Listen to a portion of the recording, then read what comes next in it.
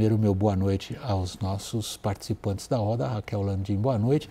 E hoje, Renato Meirelles, por ser não só um cientista político, é um palmeirense, então não está interessado no jogo do Corinthians.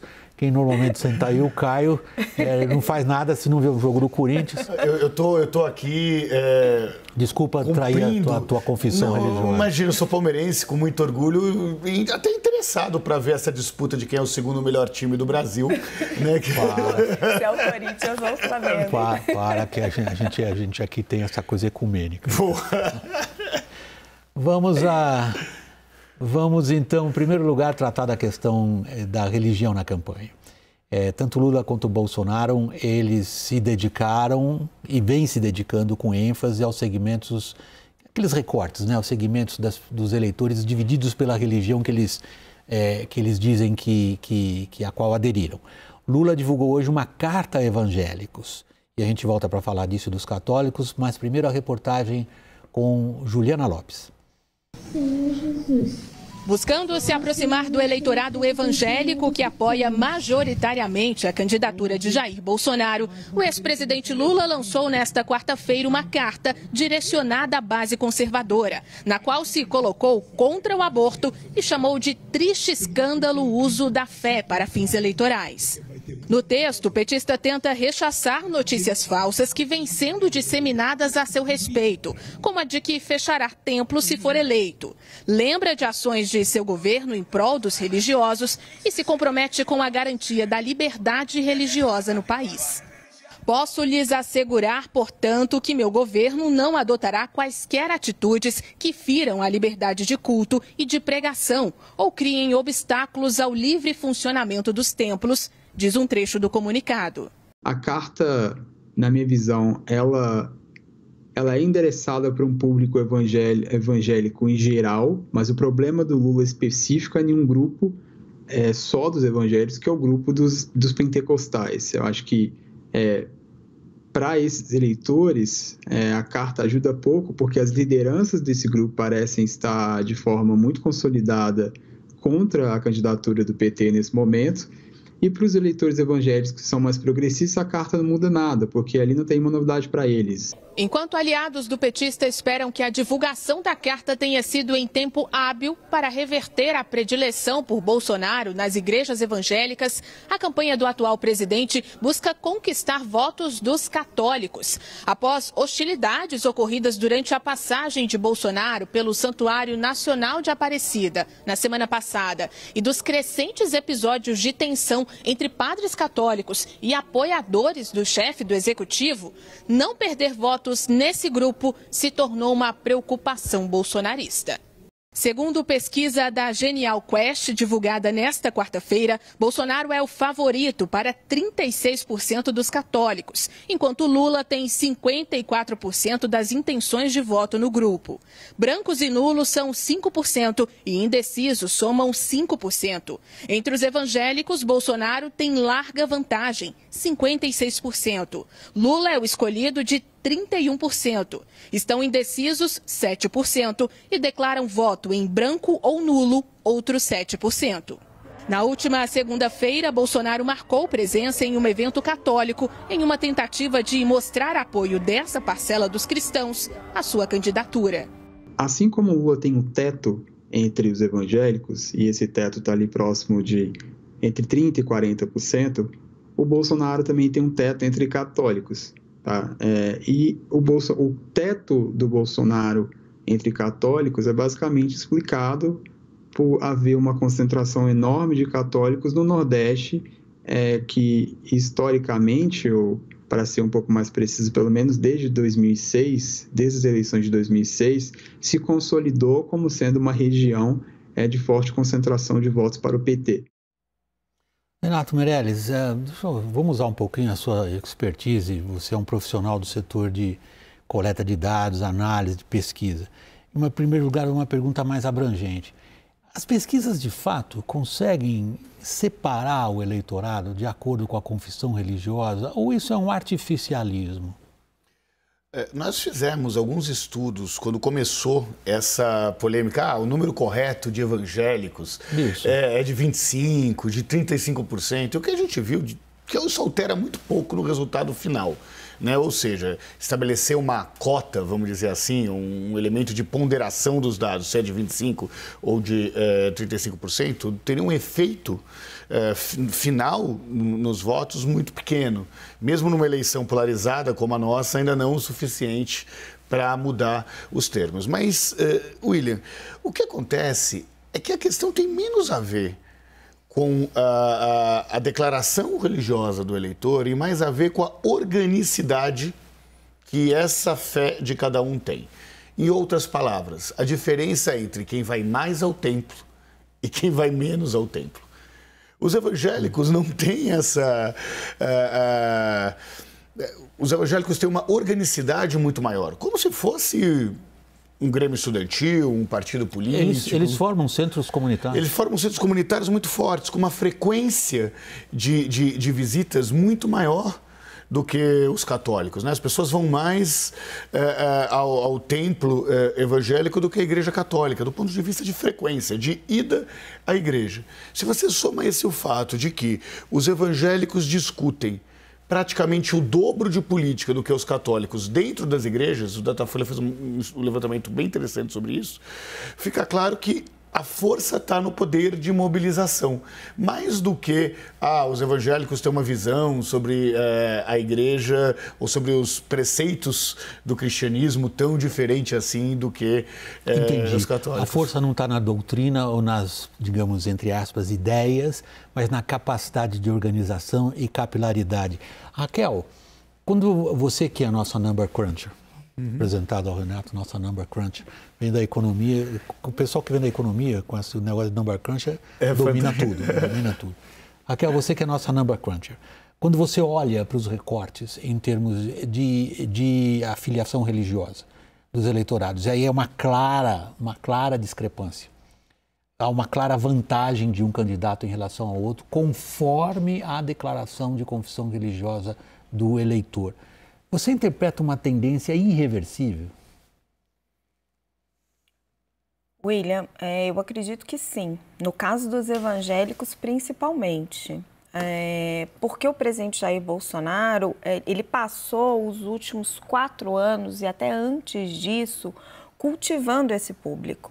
Então, conversando com eles, alçando eles a cargo de poder. O ministro André Mendonça, do STF, é uma das provas mais contundentes disso. Então, é muito difícil você convencer esse eleitor, apesar da tentativa que o Lula fez hoje, convencer esse eleitor ou as lideranças, as lideranças desse setor, de que eles vão ser mais ouvidos com Lula do que com Bolsonaro. Não faz nenhum sentido lógico nem emocional. O Bolsonaro realmente catalisou este público. Já Lula tem um histórico de relacionamento com a Igreja Católica. E aí dá para você relacionar também o embate que essas duas fés têm hoje dentro do Brasil, que existe uma disputa pelos fiéis. Vocês dois colocaram um ótimo tema para o nosso convidado, com quem nós conseguimos finalmente fechar o circuito via internet. Dou meu boa noite, imediatamente meu agradecimento pela participação aqui ao sociólogo e coordenador do Núcleo Fé e Cultura da PUC de São Paulo, Francisco Borba. Francisco, eu vou reproduzir rapidamente os argumentos que estão na mesa. O Renato Meirelles, presidente do Instituto Locomotiva, e a Raquel deram grande ênfase à capacidade de organização, por um lado, das igrejas, das denominações pentecostais, por outro, da relação dessas denominações com os governos, como explicação para a mobilização tão acentuada num desses grupos, os evangélicos, em favor de um candidato, e a diluição do voto católico em outra. A Igreja Católica perdeu as periferias, Francisco? Não tanto perdeu as periferias, porém ela compartilha as periferias com as igrejas evangélicas. Agora, o grande problema é que a Igreja Católica não se considera uma força política única. ela se considera uma entidade plural, enquanto que as igrejas evangélicas, por uma tradição de se verem como minorias identitárias, elas se reconhecem como forças políticas que têm que se organizar e têm que se manifestar como tal na sociedade. A Igreja Católica parte um pouco do princípio, talvez certo, talvez errado, de que ela deve se misturar, digamos, ser fermento na massa, estar com todo mundo. E isso cria uma falta de identidade política precisa num momento como esse. Ela tem todas as identidades dentro dela e nenhuma em especial. Deixa eu aproveitar esse gancho, porque a Raquel mencionou a importância, por exemplo, do voto católico para o PT ali atrás.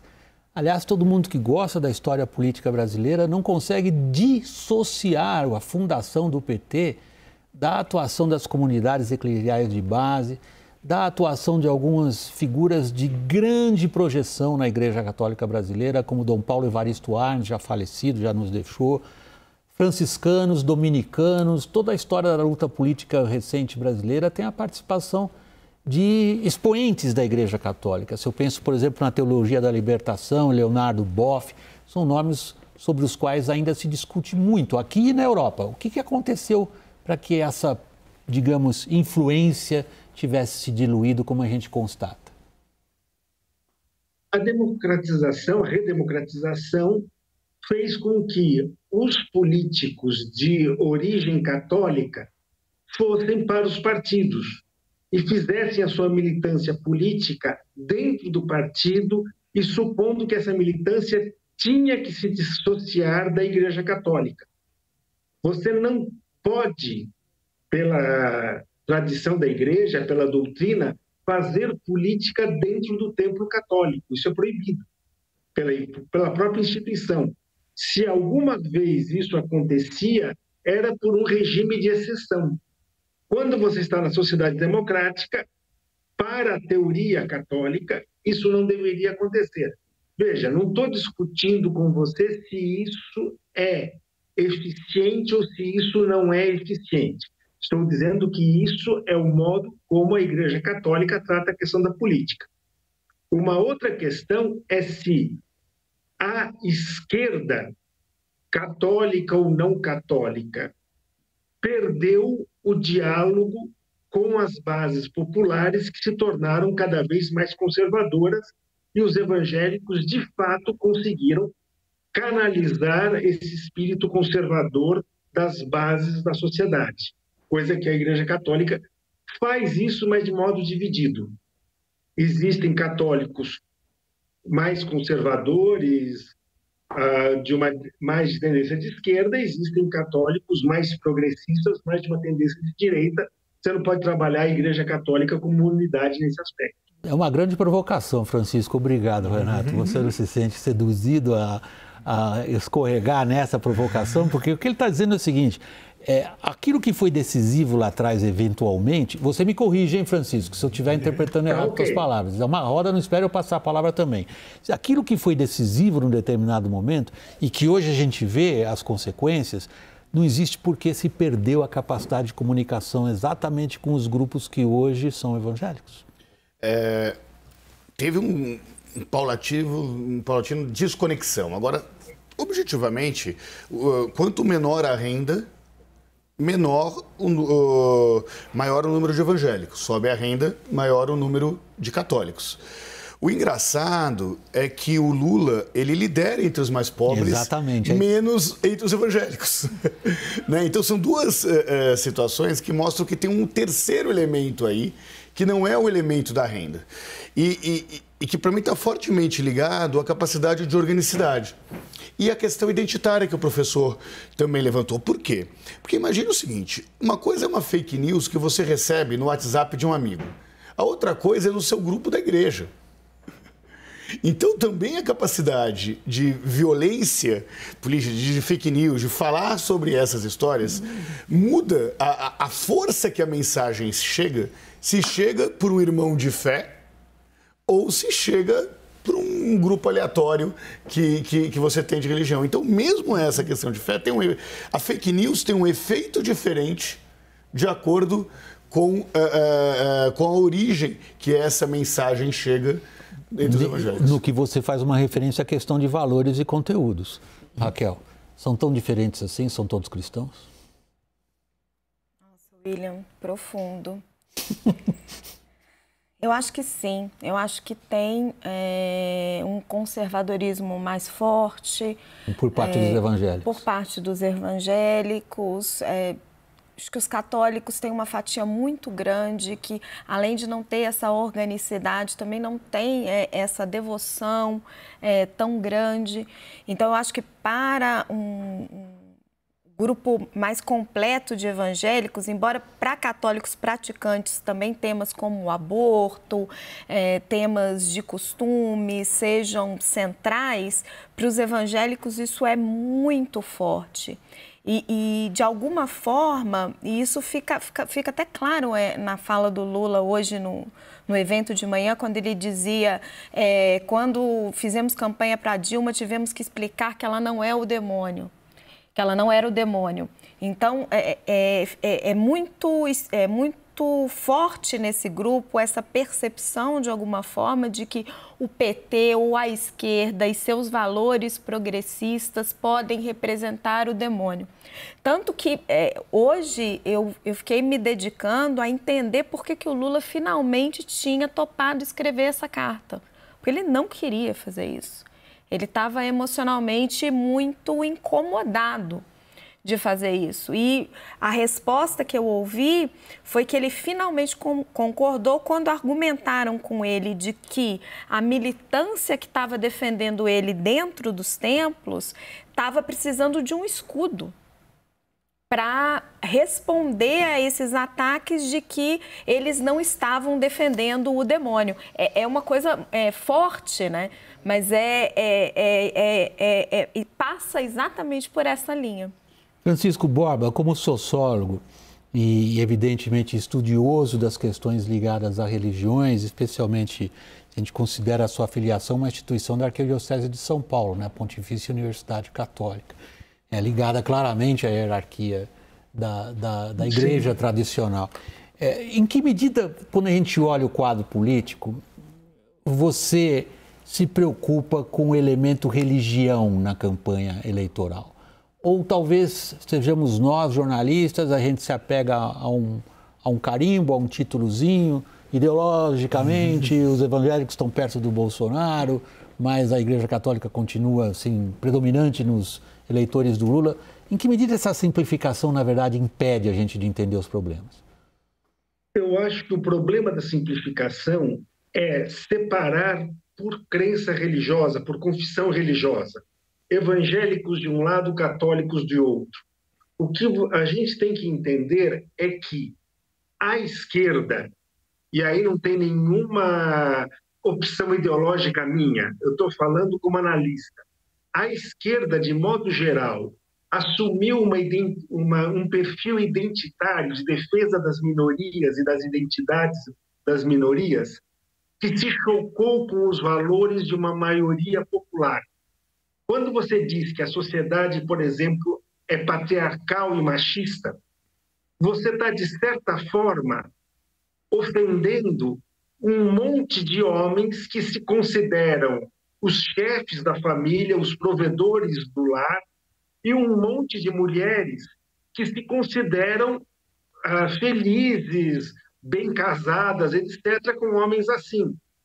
E você não percebe que você está, de certa forma, ofendendo essas pessoas e que essas pessoas se sentem ressentidas por esse elemento. E esse ressentimento, esse questionamento dos valores tradicionais é que foi capitalizado pelos evangélicos, porque os evangélicos não são apenas mais engajados, eles são quase sempre pessoas convertidas. Ou seja, pessoas que não eram de nascimento evangélicos, mas num certo momento eles se converteram, eles encontraram nas religiões evangélicas uma verdade para a própria vida. E isso é muito motivador. Então, esse é o grande problema. Se nós não recuperarmos a capacidade de entender quais são esses valores desse tal de Brasil profundo, que eu acho às vezes um termo um pouco infeliz, mas se a gente não conseguir entender esses valores e conseguir entender a conexão desses valores com a religião, nós vamos ter muitos problemas para construir um projeto político de nação que não seja fragmentado como os que estão aqui hoje.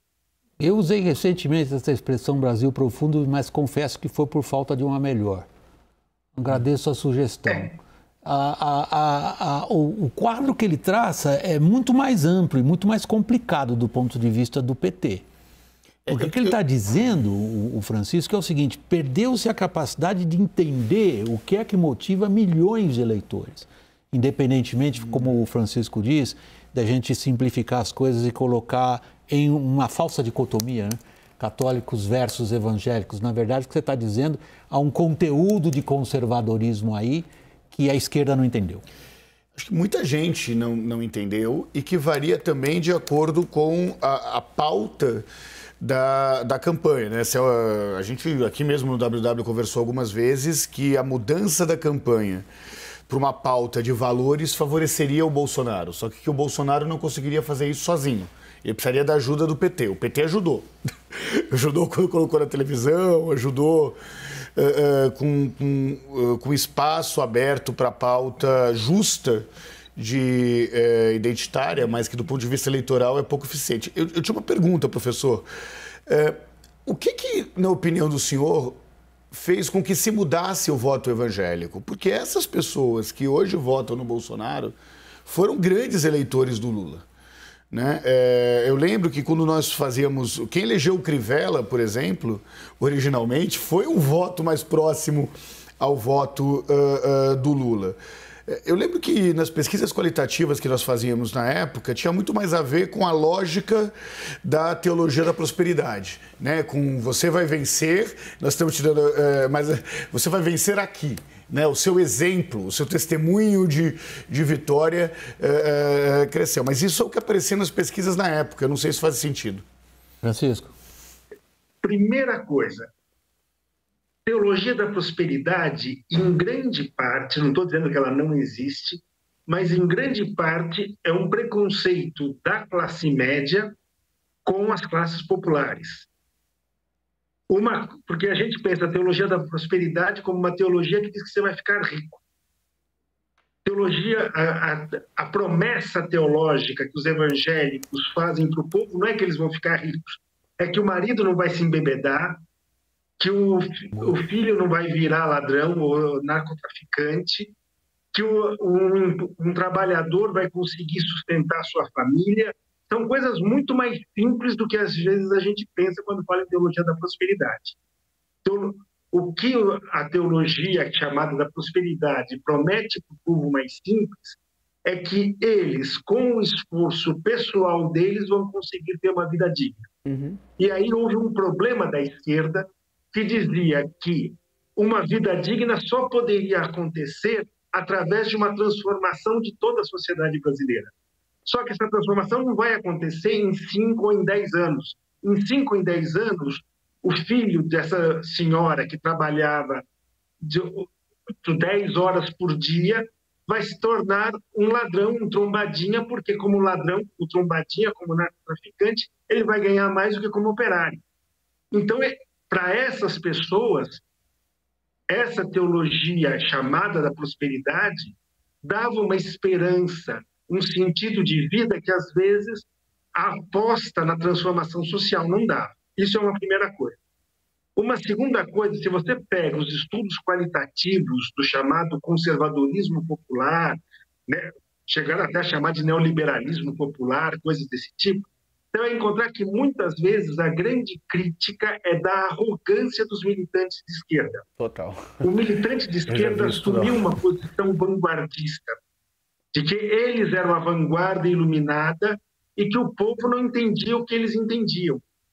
E isso humilha, ofende o outro e faz com que o outro fique ressentido e vote exatamente o oposto do que essa pessoa que lhe parece arrogante propõe. E é impressionante como o Bolsonaro conseguiu capturar esse sentimento, né, William? Como ele foi carregado por essa onda. Não, e também conseguiu perceber esse sentimento, perceber essa, talvez quase que uma orfandade política de todo um grupo que o professor diz que não gosta muito da expressão de Brasil profundo, conseguiu capturar essa sensação, dar voz a essas pessoas, pelas várias maneiras que ele encontra, algumas questionáveis ou não, mas dar voz a esse segmento e conquistou a fidelidade como Trump também, desse segmento. Como, o movimento que se pega nas pesquisas norte-americanas eu vou tentar buscar uma expressão que não estou conseguindo achar. É como se fosse um catalisador dos ressentimentos, no sentido de que você vem de um processo de aumento de grupos minorizados históricos, de modelos de distribuição de renda, de modelos comuns e uma série de pessoas que de alguma forma foram ficando vítimas aí dessa disposição. Eu estou fascinado pela conversa, acho que ela rende mesmo, inclusive o que a gente faz aqui semanalmente, é algo para a gente explorar nesse sentido.